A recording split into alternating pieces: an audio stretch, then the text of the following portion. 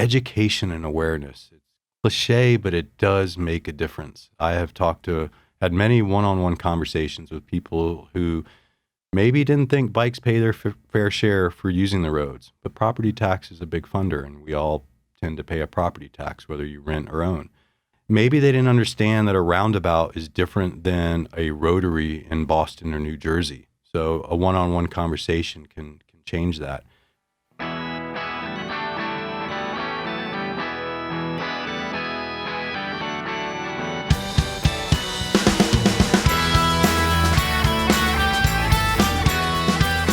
This is A New Angle, and I'm your host, Justin Angle. This show is supported by First Security Bank, Blackfoot Communications, and the University of Montana College of Business. Hey folks, welcome back, and thanks for tuning in. It is June, and life is starting to approach normal again. People are out and about, and one thing I've definitely noticed is the traffic. Lots of people and lots of cars. This is a challenge for Missoula and many other communities in Montana. Fortunately, we've got some good people and organizations working on the problem. I'm joined today by Gene Schmitz and Bob Giordano. Gene is a cycling enthusiast and a member of the Missoula Cycling and Pedestrian Advisory Board.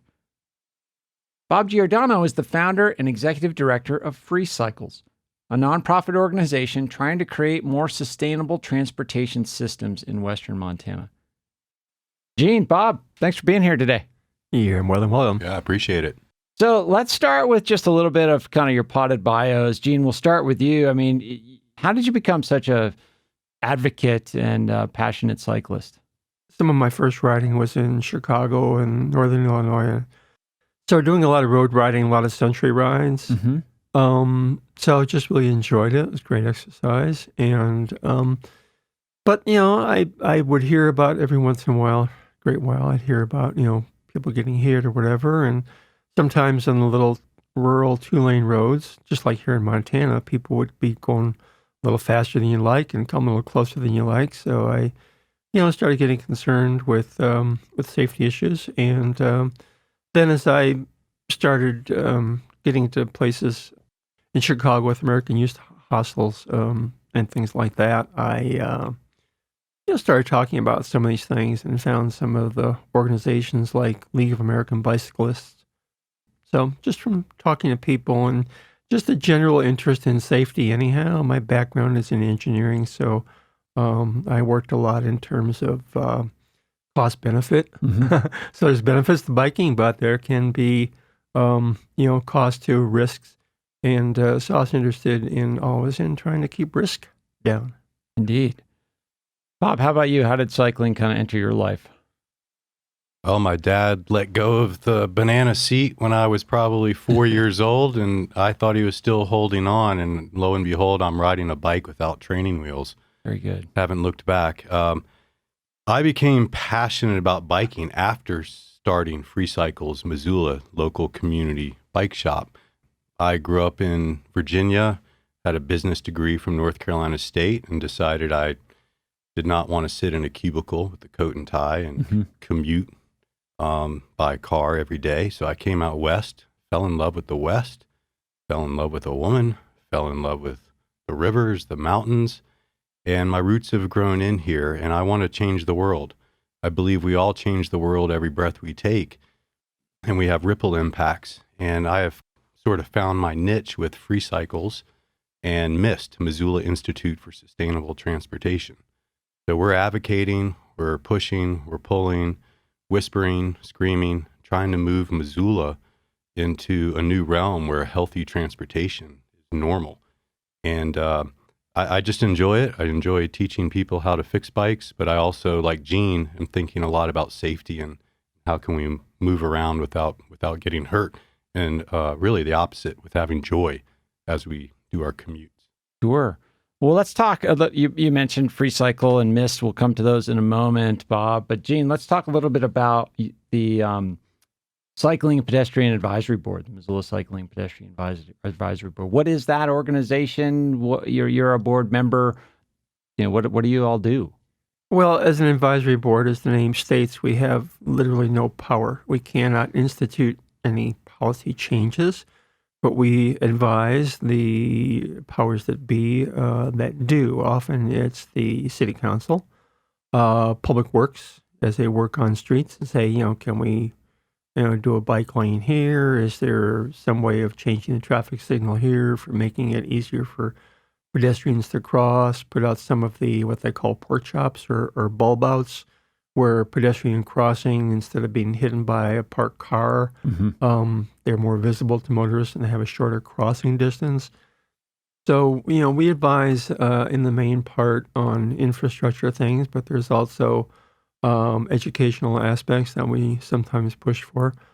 Sometimes we deal with the police department a little bit in terms of, can you keep an eye out for motorists that are being a little bit less attentive to pedestrians trying to get across, especially, if they're disabled or whatever. People just go right by. Right. So we just kind of try to be a little bit of, again, what Bob was saying, kind of whispering and shouting in the ears of the people. And it's a long haul sometimes. I mean, there's some projects and some aspects to things that you say, gee, if you get this done in a 5 to 8 year span, you're doing good. It's a little bit difficult for some of the new board members that come on and think changes are going to happen fast. And they can kind of get bogged down a little bit in the fact that, this is kind of a marathon, not a sprint. So we do get a little bit of turnover. I think we have actually one opening now. There's 9 members on the board. And you're appointed by city council or the mayor? Yeah, through the mayor's office. Yeah, we're empowered. We're empowered by city council. Bob, tell us about FreeCycles. I mean, you described it as a community bike shop, but it feels like you do so much more than that. Tell us about FreeCycles. Well, we do like to say that we're a community center, not just a community bike shop. I just left a busy shop. That's why I was a little late for the podcast. We have a bunch of people right now building free bicycles. We have kids with tools in their hands working on bikes. People are scrounging and harvesting in the bicycle forest for parts. We do have a sale shop. We have a parts room. We have 7 seasonal staff we just hired, and we're all working outside after a year of a pandemic. So there's a lot of change, and it can be overwhelming, but we've been preparing. We've been doing a lot of readying this ship, as I've been saying, and we have a crew, and we're going to stay floating, and we're going on an adventure. And that adventure is this summer especially. We want to get as many bikes out to people as possible. And it's not just handing them a bike. They do some volunteer time, and they build that bike themselves. We teach. And getting tools in kids' hands is a special thing to us. We have so many parents saying, thank goodness my young one is not sitting in front of a video screen right now. And that's one of my largest worries, is kids being isolated and too much of technology.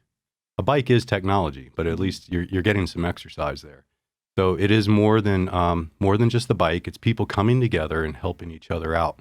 When I started this program in 1996, the main mantra was environmentalism, but now it is balanced by social and community. And it's not something I ever really learned about except for doing. So I love the community aspect of people working together for a general common goal. And why do you think bicycles and cycling are such a great substrate for building that community? Well, sometimes I joke and say, well, we're not a toaster community shop or a bicycle community shop. Now, everyone fixing toasters or coffee grinders together could be empowering or engaging, but a bike does represent freedom for a lot of people, especially young ones, and to get exercise and to not have to buy a parking pass and repair a muffler and heat shields and on and on and on. So I don't typically talk too much about the downsides of car culture, but let's face it, there's climate change, there's car crashes, there's pavement, there's asbestos coming off your brake pads. Yep. We could do a whole podcast on the downside of car culture, of too much dependence on cars. So I learned early on not to say only no to something, but try to have a yes to something. And people building bikes together is a pretty darn good yes. Yeah, that makes a ton of sense. So let's dig into the state of play here in Western Montana and Missoula in particular. Gene, I don't know how many years you've served on the advisory board, but how would you describe the state of affairs with regard to sustainable transportation here in Missoula? Well, Missoula's always been well, first of all, I've been on the board for about 3.5, going on 4 years. Okay. And then got back on again.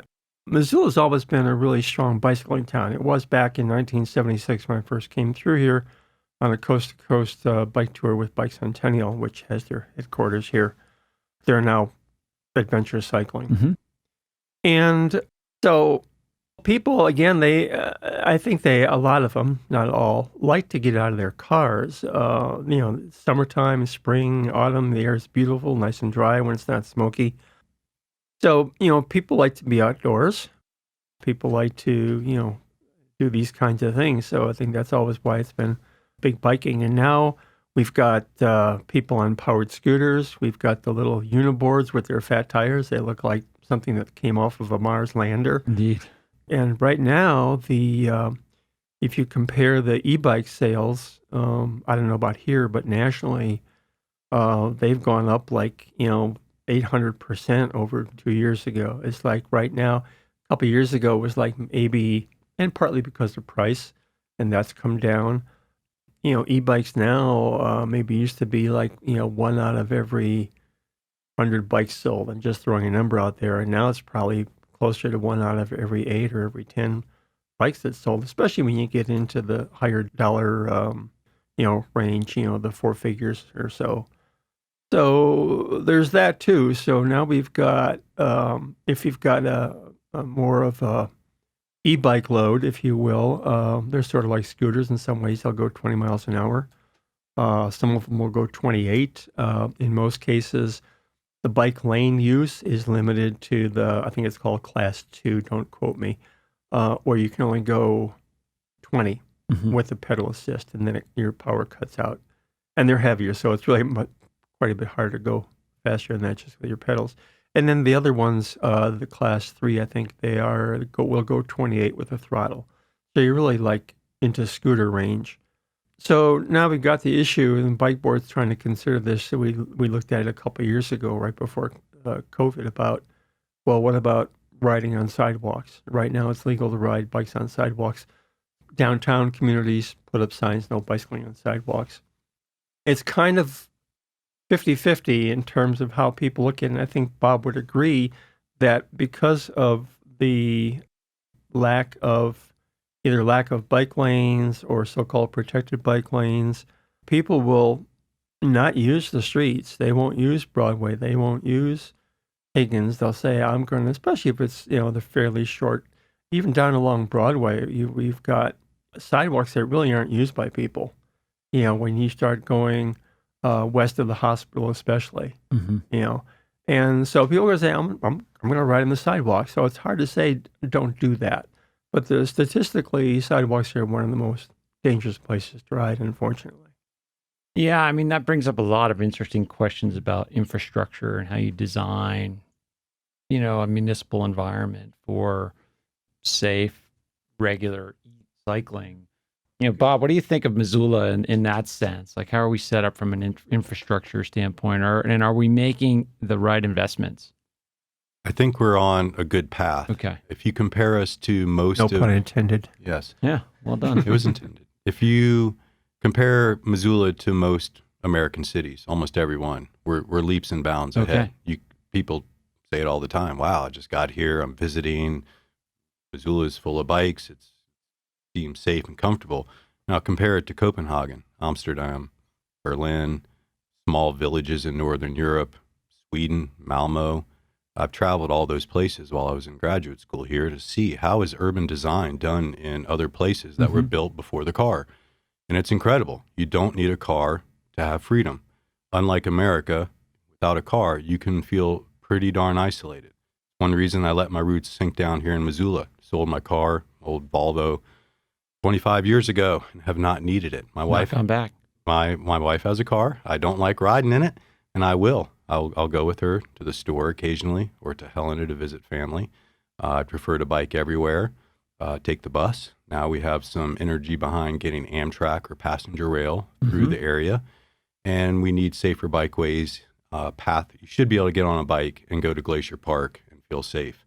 I've done that a few times, and there are sections that you can Valley. Yeah, that's pretty easily. horrendous. There's some sections that are tough there. Probably shouldn't do it anymore. But adventure calls and exercise calls, and my passion for a clean, healthy environment calls. So I will take some risks, calculated risks. I think we're on the verge in Missoula. I think we could sprawl and become a place that no one recognizes, no one wants to be here. Or we could have village feel, almost an ecotopia. We have the bones in place, it feels like, in this valley to do some right things. And with this growth that's coming into the Western Montana, we've always had growth, but now it seems more intense. So I do think it's incumbent upon everyone to think about it, to act, to really, really buckle down and say, what is life all about? What is my commute all about? Am I happy commuting 20 minutes by car to a job? If not, don't do it. Quit tomorrow. Hop on a bike. Walk. Change something.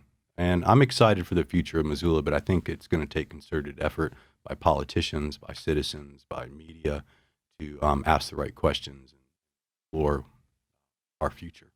Yeah, what do those efforts look like? Like what decisions do you think we need to make, or things we need to build or invest in to make cycling the choice that people want to make, rather than the one that they sort of, resign themselves to make? I think one of the things in the short term, and I don't know if Bob would agree with me or not on that, is that some of the infrastructure things we tend to talk about, the protected bike lanes and the protected intersections where you have cuts down or reduces the risk of the typical right hook situation where a car making a right turn will cut off a bike. There's an awful lot of intersections in this town. Lots, tens of thousands probably. There's a few that are downtown and signalized, and there's some other ones where we can do a number of things. But infrastructure is expensive. It's hard fought for, as Bob knows. And I think as we're doing that, even as we go into that better place, that I think we need to make it apparent to the bicycling public and the public at large that bicyclists have a right to the road. Yeah. Bob, your thoughts on infrastructure and decisions this community can make to move it in the direction you want to see it move? Well, I think policy is huge, and as simple as how do we redesign a street. It's also how do we have our built environment? What kind of mixed use? Is it housing that people are happy in? Don't like skyscrapers and thinking of downtown Missoula like Bangkok or New York City. It can get a little more dense and still, or perhaps a lot more dense and still be a place that we all enjoy. Don't want to see giant shadows and wind tunnels and too much glass. So I think we can have this Montana that has a charm and an old world feel, but we still use modern tools. And I think that's a challenge. Policy doesn't just happen.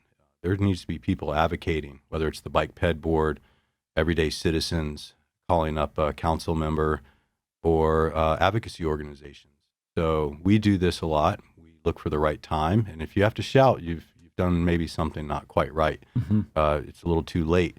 So education and awareness. It's cliche, but it does make a difference. I have had many one-on-one conversations with people who maybe didn't think bikes pay their fair share for using the roads, but property tax is a big funder, and we all tend to pay a property tax, whether you rent or own.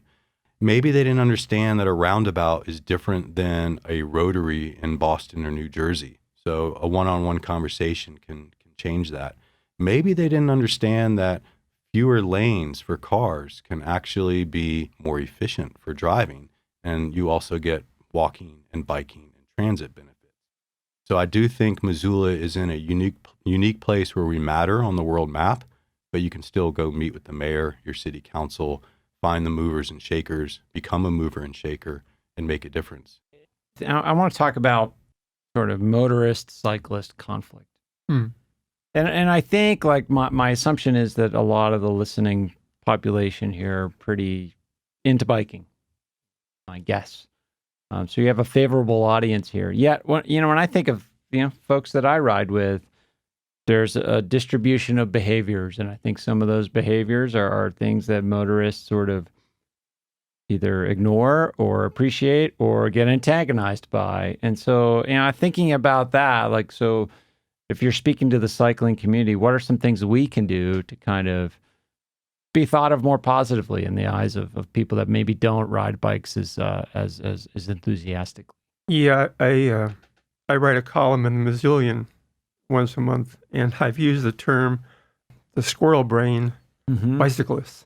The ones that are riding on the sidewalk 1 minute, and then they kind of swoop into the All street over the place, yeah. unannounced or coming out of an alley, and it's just a matter of, again, trying to educate and have them understand that they're going to, first of all, be safer, and secondly, catch a lot less flack of honking and screaming and zooming by, and if they ride in a way that's predictable.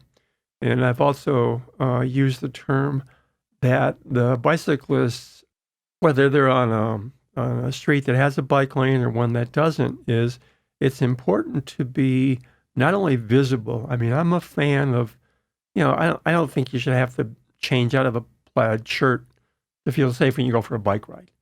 But it's not a bad idea to have something bright on to make you stand out. On the other hand, when a bike is over towards the curb, first of all, they're going through a lot of crud, unfortunately, sometimes. Although they do a good job, I must say. Public Works, street cleaning, we do a good job on that for a number of reasons. It's a pretty high priority. So, but you're over there and you kind of, on a bike, you kind of blend into the background a little bit. You tend to be less relevant because the motorists are typically, they're kind of in a fog. Unfortunately, they can be daydreaming, texting, stuff is on their mind. They look and see, I've got a clear lane in front of me, and all the other stuff around them fades a little bit, mentally at least, into the background. So my personal way I bike on a lot of streets is I make myself relevant by being out from the bike lane, and I have a rear view mirror. So I can see that somebody coming up behind me in a car or a truck can see me and that they've slowed down. And then if I have some space, there's no parked cars anymore, I'll move over to the right and kind of wave them by, give them a little, hey, I'm going to be here because it's a safe place for me, because over there puts me out of view, really. So that's one of the things to do. But the whole issue of the people who ride without lights at night, top three, riding without lights at night. And the city's doing a pretty good job of trying to get lights. And Bob, you may have some that you hand out at FreeCycles too, for people who ride at night, usually out of necessity, usually not that much for fun. So there's that's working class bike riders, obviously. So you've got that. You've got the people who ride against traffic because their mom always said, make sure you can see the cars so you can get out of their way. And then you got the people who ride on the sidewalk. And statistically, those are the three most dangerous ways of riding. But people on sidewalks, they feel safer. But you can't fight fear or feelings with facts, statistics. So we try to get through to people and say, you want to be predictable, you want to be courteous, you want to be communicating using hand signals, making eye contact. But you need to use the infrastructure that's there, but still be aware that even with infrastructure, there's going to be weak links in the chain, as it were, and you need to understand these sort of places of conflict, potential conflict, and kind of use a little extra precautions when you get to those places in the infrastructure or the road. A New Angle is supported by First Security Bank, Blackfoot Communications, and UM's College of Business. Access to capital, broadband, and education are three ingredients any community needs for success. This is Sam Schultz, and you're listening to A New Angle. That makes a ton of sense. And Bob, you mentioned at the head of the show, like your organization, not only makes cycling more accessible, but also embraces the educational mission. How does some of what Gene just talked about manifest in your organization when you're trying to bring people into the cycling family? Well, Gene and I have had several conversations. I think the last one was maybe 2 months ago out by the Grizzly Bear on campus. We just sat and talked for about an hour because it does feel like Missoula is making decisions now that will determine the healthiness of our future. Mhm. And one thing Gene and I do debate is the idea of regular bike lanes versus no bike lane versus protected bike lane, otherwise known as a cycle track, and that's the Northern European model. There are pros and cons to infrastructure. Can you define those three different things so people understand what the distinctions are? Yeah, so the hip strip in Higgins right now has no real bike facility. There's sharrows painted Mhm. on the road that says cars are going to be here, a bike may be here, everyone share the road. That can be disconcerting to the person on a bike to have a lot of traffic right up For behind you, sure. in front of you. It's a tough spot. It creates a red zone in my mental map, and I avoid that area when I'm on a bike. Same with Orange Street by the food farm. It's embarrassing, really close to FreeCycles, and a very dangerous stretch. You don't want to be biking 1st to 6th on Orange. Bike lanes. We have probably 80% of our arterials with painted bike lanes. The first ones came in 1997. Some parking was removed right outside this building here on Arthur Avenue, and parking was changed to a bike lane. 4-inch stripe separates the person on a bike from 2 to 4 tons of steel. Protected bike lane. We have one in Missoula to speak of, and that's North Higgins by Break Espresso, Warden's. It works okay. You got to be careful at the intersections because Right, you those pop are back tricky. out, and that was not designed correctly. One of the first protected bike lanes, aka cycle tracks, in the United States was North Higgins around 2011. Okay. So everyone's learning from that one. They need to be a little wider, more visible, and they shouldn't pop towards main traffic. Northern Europe has upwards of 50% of commuting done by bike in the cities, towns, and villages that have extensive cycling. There's other techniques like urban trails. We all love the River Trail, Greeno Park, the Bitterroot Spur. So wherever we can get trails put in, great.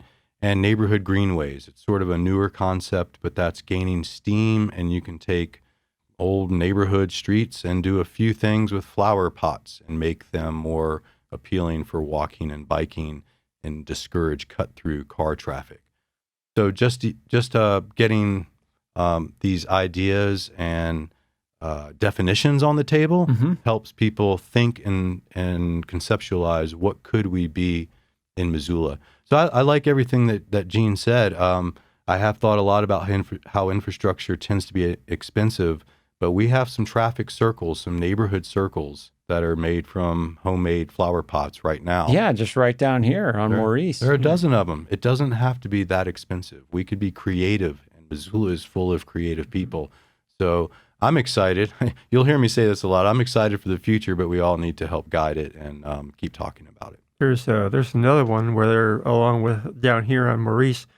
They are doing right now a similar thing on just west of Johnson Street, which has got a lot of use. It's a collector street. It's signalized in a couple spots, and it goes past the school. And they're doing the same thing with the we call them the El Cheapo traffic circles, where you just put a couple large flower pots and directional arrows, and you get yourself a little traffic circle. And so that does, I think, a great job. And one of the things that Bob brought up to me, and I think it's really makes sense, and it's also very, in some ways, European, although people around here don't like to hear that word, is that if you're in a neighborhood, that your neighborhood is a place that you go into and you go out of to get to work, to school, to whatever. Maybe not to a park, because your park should be in the neighborhood, but you don't go through a neighborhood. You know, your neighborhood is sort of separated by these higher volume streets. So a higher volume street, it doesn't have to be 4 lanes, but sometimes it is, and that separates one neighborhood from another. So the idea of going through a neighborhood is kind of antithetical to what being a neighborhood is. You come home, and then you leave your home to go someplace else. But the idea of your neighborhood being a place where you can kind of zip through on your car is not the best way. So if we can do some of these things where we sort of say, almost form, I don't know what you would call it, Bob. There's these things where you showed me at the Grizzly, where you sort of make almost like a little cul-de-sac out of some of these streets that used to be through streets. Yeah, bollards or Yeah, there's some of or those the in the flower slants, planters. I think. Yeah. Yeah, it's pretty easy. I mean, anyone listening to this could put an end to speeding cut through car traffic in the next 7 minutes if they go get some trash cans, Sure. some flower pots. Just vigilante solution there. Yeah. Well, I wouldn't call it vigilante. I would call it sane beautification of our shared public space. Mm-hmm. Yes. So I would like to see more of that. And the city's open to this. I got slapped on the wrist for painting sharrows on the hip strip about 10, 15 years ago, but before sharrows were even an approved national marking. But we had several people hit by a car, and it didn't seem right that we weren't acting as a community. So a few of us painted our own sharrows in beautiful fall colors, and we were told that it's a breaking ordinance, and we actually paid some restitution to have them covered up. Only a year later, the city put down their own official sharrow. With their own. Yes, yeah. So we really should have sent an invoice to the city, but we're a team player here. We are strong advocates, but I know a lot of the city planners. They're great people. But you got to push them sometimes. So we focused a lot of this conversation on municipal infrastructure, but it also occurs to me that, people on bikes are going to places. Often it's places where people gather, like it could be a community center of the YMCA, their employer, for example. So what role do these, in terms of the built environment, what role do employers and other organizations play in making cycling easier? Well, one of the things that is done by Ben Weiss, who's the program manager for bicycle pedestrian activities, and they do a lot of work getting bicycle parking put in, bike racks and stuff around some of these businesses. They'll put them in for them. They don't require them, I don't think. And then the other thing Missoula in Motion does is they try to offer incentives to businesses to make their businesses more bike friendly by having indoor storage for the bikes, because theft is an issue, obviously, even with bike racks and a pretty hefty lock. So, the Missoula in Motion tries to do what they can to offer support and get businesses to, get the parking available that's really secure. Some places, I don't know how many in town right now, but there's a few places that'll actually have showers in place for people if they come in sweaty, that they can bring a change of clothes. So, there's that as well. Yeah, and I'm thinking about there's this kind of challenge in delivery right now called the last mile problem. Like it's easier to get something from, the port in Seattle to the outskirts of Missoula than it is to get it, if it's a bike part from the truck to FreeCycles, for example. Does the same problem exist with riding to work? Parking your bike is one thing, but safely getting from the bike lane to the office door seems like a challenge too, that our system maybe isn't designed to solve for. I'm going to say that's not, it's not quite the challenge. Okay. It's more like the last millimeter, the last inch than the last mile. And that if we can change our public shared infrastructure that we all pay for and utilize, that the last inch or millimeter becomes obsolete. You've arrived. The public space can take you up to the private space. I do agree. You want to have good, secure place to lock your bike. You don't want to have a giant curb that you have to maybe lift your three-wheeler up and over. Mm-hmm. Even again, that tends to be a public piece of infrastructure. So I think we solve the public, and then the private falls in line. But the private can drive the public too.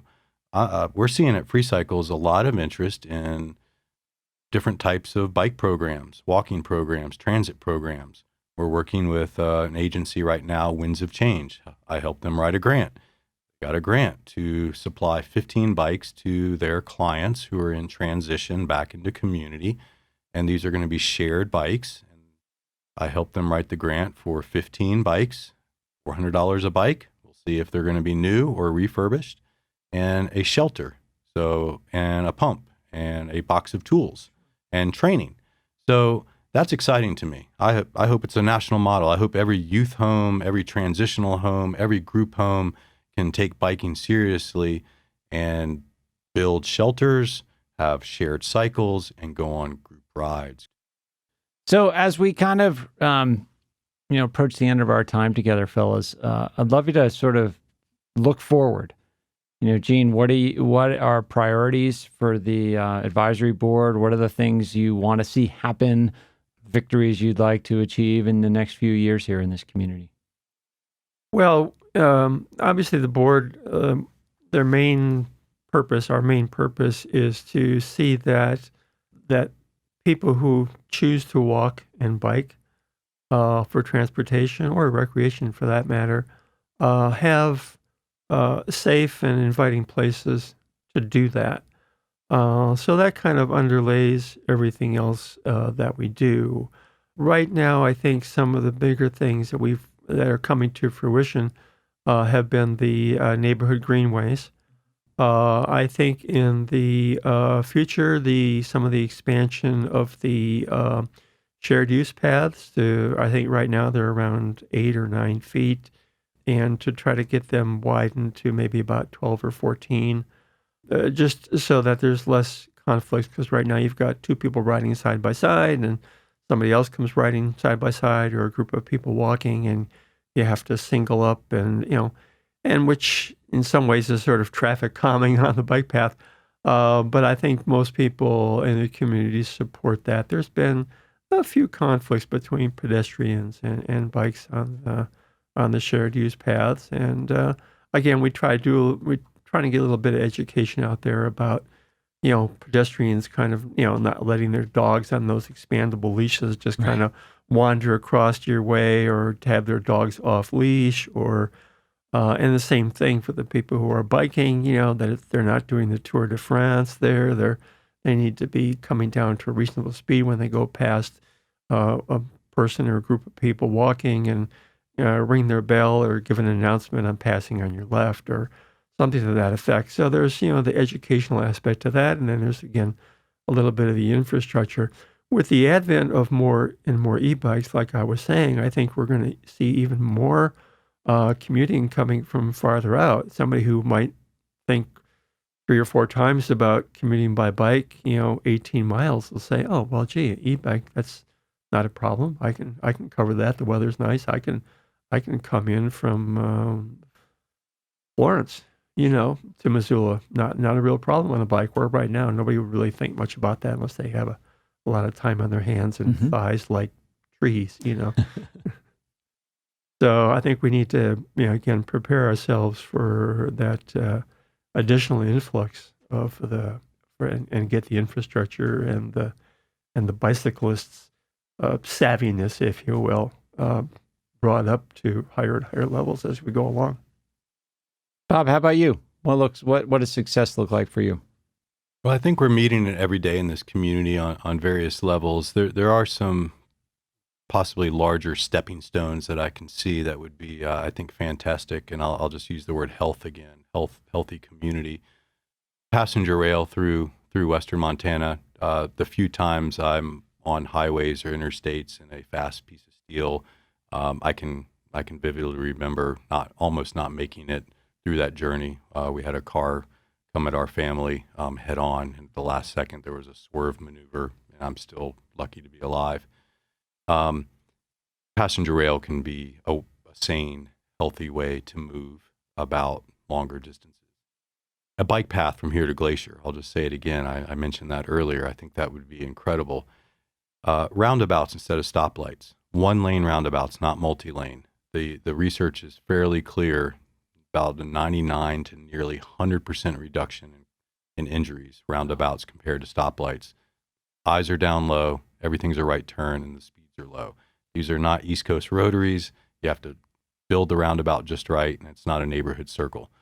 Do a whole podcast on just roundabouts. Sure. And the hip strip and the Higgins Bridge. Something like that. Okay. I've been practicing. Well done. Blackfeet, Bear Tracks Bridge. Process for redesigning the hip strip is starting very soon. It's a 4-lane, undivided, dangerous stretch of street. It deserves to be better for walking, biking, driving, and transit. I want to encourage everyone to be involved in this process. It'll be a public process. And one lane in each direction for cars will be just fine with a center turn lane. Let's get some protected bike lanes or cycle tracks, calm the traffic. Even this 4-lane Bear Tracks Bridge does not need to be 4 lanes in this scenario. It could be 1 lane for cars in each direction. And that affords a very wide, nice, first-class protected bikeway. And what is now the combined bike pedway can be just for pedestrians. You mentioned car-bike conflict earlier. I'm actually just as concerned, if not more so, about bike-pedestrian conflict.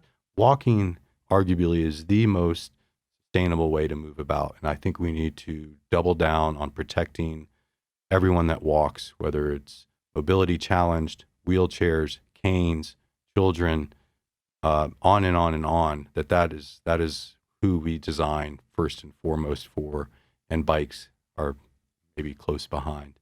But there's some stepping stones and victories that I can see in Missoula, and I'll say it again. Everyone should be involved and get their voice in there, and no idea should be discarded. Even a pedestrian zone downtown. Let's dream big. It's our future. So, Gene, how can listeners interface with the advisory board and get more involved in these issues? We do. We've been doing our meetings on Zoom. I think we're going to be getting back in July to our regular in-person meetings. We've had some people come in to the Zoom meetings and from the public and give comments, and we welcome those. But if anybody has an issue now, if it's a like a regular safety issue that they might want to go to the police department as well in terms of saying, hey, there's people going way too fast on my residential street or whatever. That's not really something the board will take care of. But if they see something where there's, maybe an intersection treatment or something, or a place where they think something could be made better for bicycling, they can contact the board.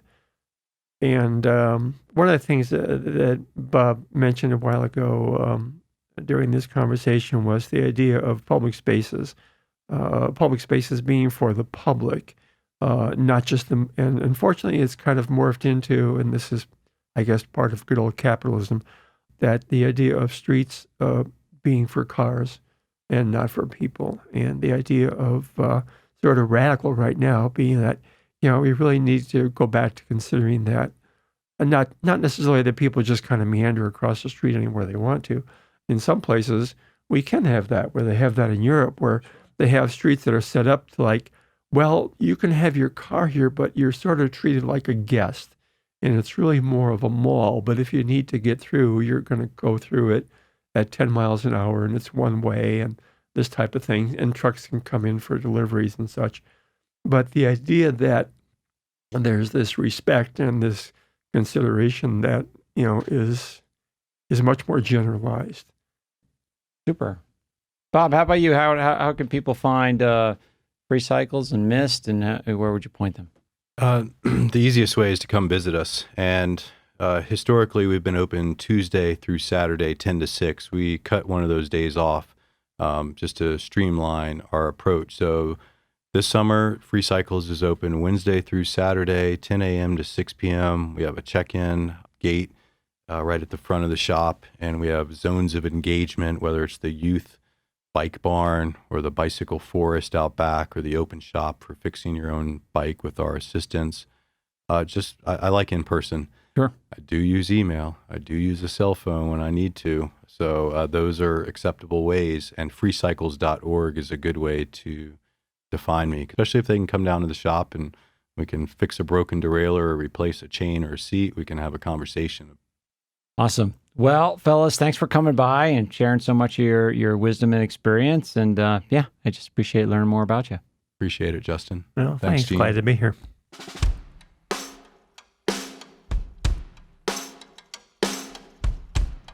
Thanks for listening to A New Angle. We really appreciate it. And we're coming to you from Studio 49, a generous gift of UM alums Michelle and Lauren Hansen. A New Angle is presented by First Security Bank, Blackfoot Communications, and the University of Montana College of Business. with additional support from Consolidated Electrical Distributors and Drum Coffee. AJ Williams is our producer. VTO, Jeff Ament, and John Wicks made our music, and Jeff Meese is our master of all things sound. If you have any questions, suggestions, comments, insults, whatever, please email me at anewangle@umontana.edu. If you liked what you heard, tell your friends about it. Thanks a lot. See you next time.